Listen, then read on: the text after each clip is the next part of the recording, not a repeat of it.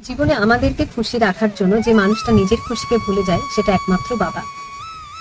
ভালোবাসার মানুষ, কাছের বন্ধু বান্ধব বা আত্মীয় স্বজন হোক না কেন, যারা সময় সুযোগ বুঝে নিজেদেরকে চেঞ্জ করে নেয়, কিন্তু যে দুটো মানুষ হাজার বকা বা মারার পরেও সারা জীবন পাশে থেকে যায়, সেটা একমাত্র বাবা আর মা। আমি হলফ করে বলতে পারি, বাবা হচ্ছে এমন একজন মানুষ যে চায় জীবনে তার থেকেও আমরা সাকসেসফুল হই।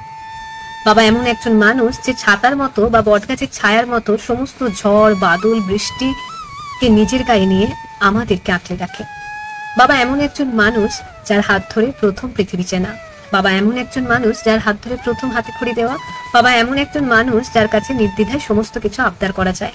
বাবা এমন একজন মানুষ যে মানুষটা তুমি জীবনে হাজার ভুল করলেও তার কাছে সেগুলো ক্ষমা পাওয়া যায়।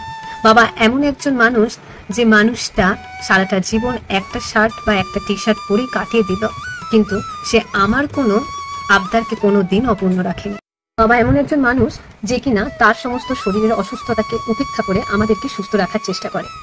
বাবা বড়লোক হোক বা গরিব, সে মানুষটা পাশে থাকাটাই ব্লেসিংস। বাবা এমন একজন মানুষ যে মানুষটা ছোট থেকে যে কোনো সময়ে হোঁচট খেয়ে পড়ে গেলে হাতটাকে শক্ত করে ধরে রাখত। বাবা হচ্ছে আমার কাছে আমার রিয়েল হিরো, যে আমার লাইফে এক্সিস্ট করে।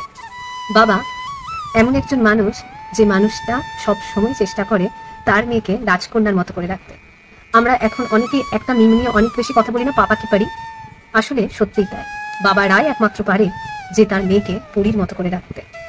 তাই সবসময় এটাই চাইবো যে এখনো পর্যন্ত বা জীবনে যতদিন আছি চলার পথে যদি কোনো দিন হতাশ হয়ে যায় বা হাঁপিয়ে উঠি, তখন সেই ছোট্টবেলার মতো আমার হাত ধরে তুলে নিও বা নিজের কাছে ছোটবেলার মতো আবার আঁকলে রেখো।